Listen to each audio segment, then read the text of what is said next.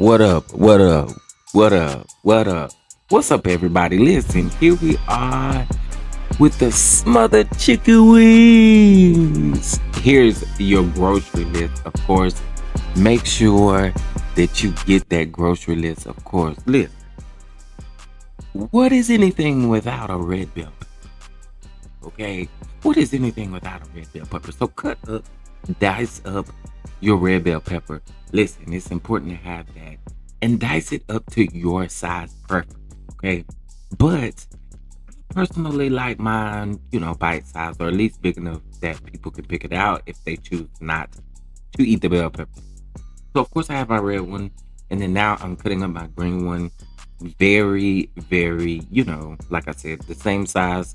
Trying to be consistent with the size and cutting of that, right? And then of course I can't do anything without any celery, especially when I'm doing anything with chicken.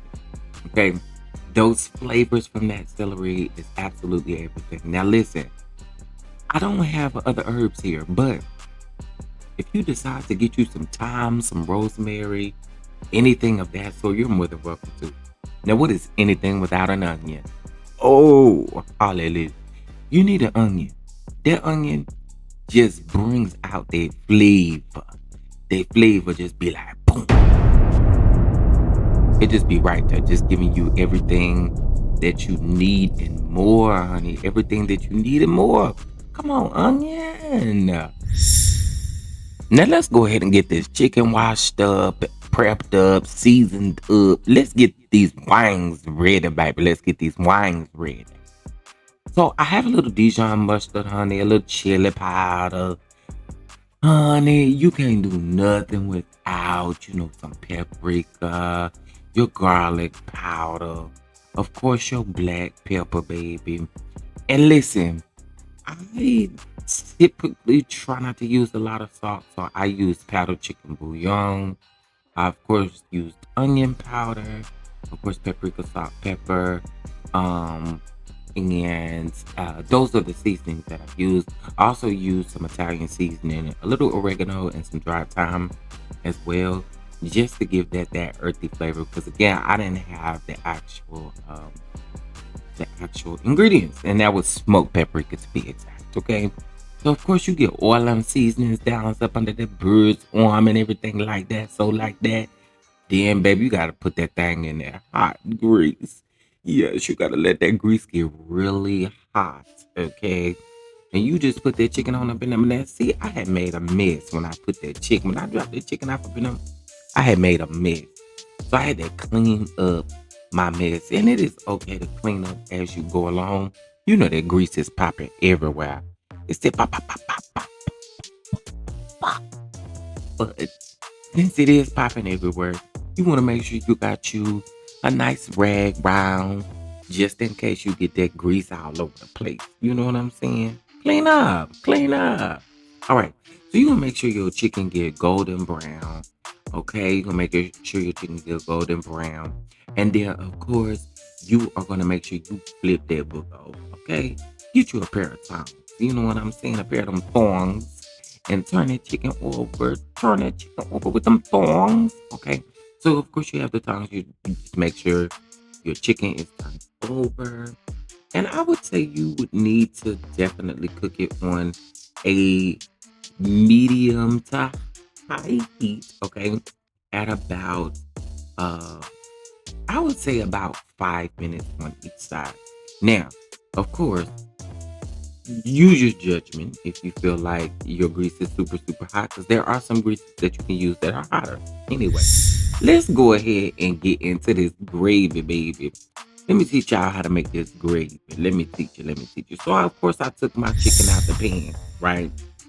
And then I had just a little bit of herb.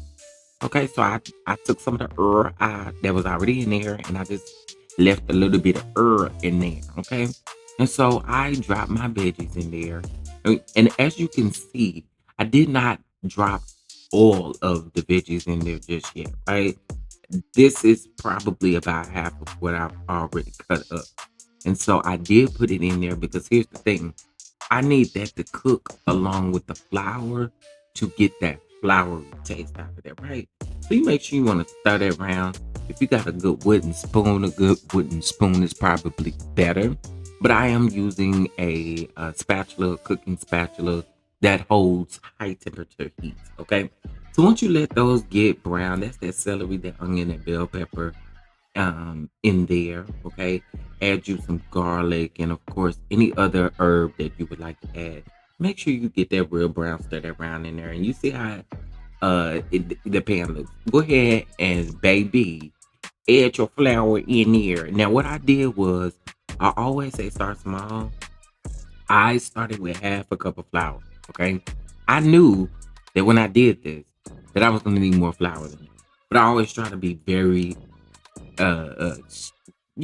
slow with it. Because in order to make good gravy, baby, it got to be low and slow, baby. So what I did was I added about another fourth cup of flour here. All right. Stirred that thing around and made sure that it incorporated in there. The biggest thing is you need to cook it. Okay. Make sure that you cook it down. So I added about another fourth cup of flour. Okay.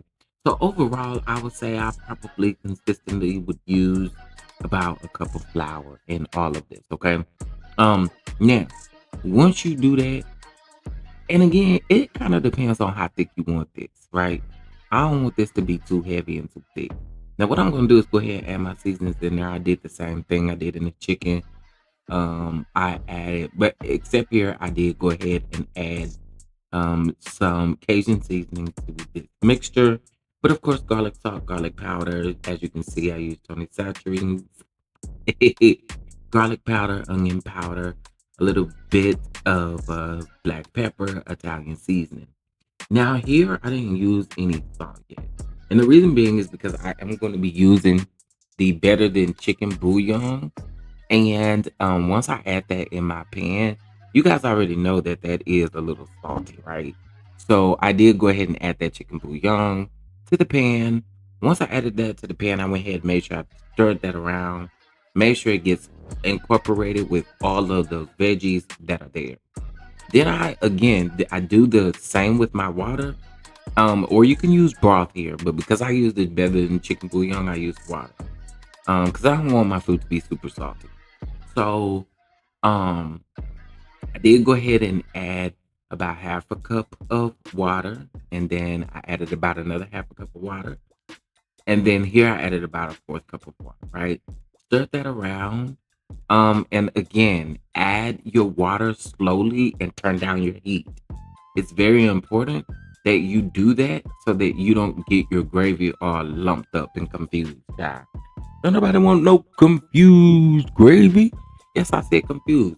Okay, so I went ahead and added a little bit more smoked paprika and chili powder to this here, and a little bit more of Cajun seasoning. Okay, as I did that, it makes a huge difference. Add you a little bit of heavy whipping cream and then mix. And when I say a little bit of heavy whipping cream, that's about a fourth of a cup of heavy whipping cream. Now, what this does is, of course, it just creams this up a little bit, give it more of a creamy type of texture. Um, and that's the reason why I like it. Now, make sure that you incorporate and listen. Yes, you did see me taste my food a little bit. I did. That's why you see me add some more seasoning up in here. Okay, and that is garlic powder, baby. Garlic powder, and a little bit more Italian seasoning and a little Tony Satchel, right? Red pepper flakes, baby. Red pepper flakes makes all of the difference. So I did add that in there, and a little bit more smoked paprika and chili powder. Okay, that makes it amazing.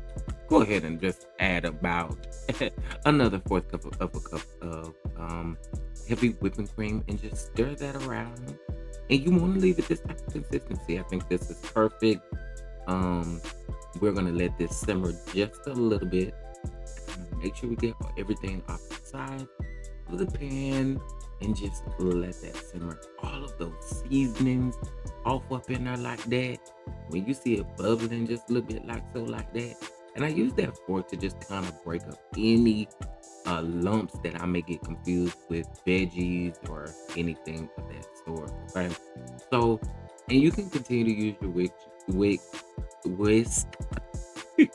but be careful that you don't scrape the bottom of your pan. Okay. So once you have that again, I just let that simmer slowly there. I do have my heat turned down, and shame on me because I should have been stirring this a little bit more. But surprisingly, nothing got stuck to the bottom of the pan. And I was so here for it. Okay. I was like, okay, I see you. I see you. You doing your thing. You doing your thing. You doing your thing. You doing your thing. You doing your thing. You doing your thing. Okay. So you so now I have some of those leftover veggies, and I'm just gonna throw them down at the bottom of this glass casserole dish. Uh-huh. And then I'm gonna put my cooked chicken wings, my fried chicken wings, right down in that uh in that casserole dish, right? And so you just kind of want to make sure you got some room there. You got you some room. And then as this is sitting here, we want to make sure we get our gravy. And I put mine in, as you can see, like a measuring cup so that I have the opportunity to just pour that over the chicken evenly and fairly. Now, what I will say is, did not have to like get rid of any gravy or anything of that sort. I used every bit of what I made in this pan. Now I thought that was dope. When you ain't got to waste nothing, you ain't got to waste nothing. So I did go ahead and use all of that, right? And there you have that.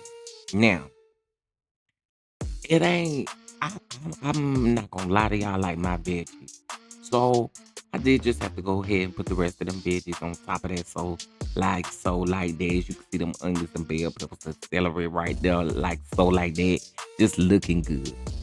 Pop that thing in the oven. Pop that thing at 375 degrees. Okay, we're gonna leave it in there about 40 minutes, uncovered. Now, if you would like to cover this, I say leave it covered for about 20 minutes, and the last 20 to 25 minutes, leave it uncovered, okay? So that it can brown on the side, all right? And so there you have your oven baked smothered chicken. You making this for your man. Thank you to my man. Thank you to my man. Thank y'all for watching Chef's video. I'll see you guys in the next video. Peace.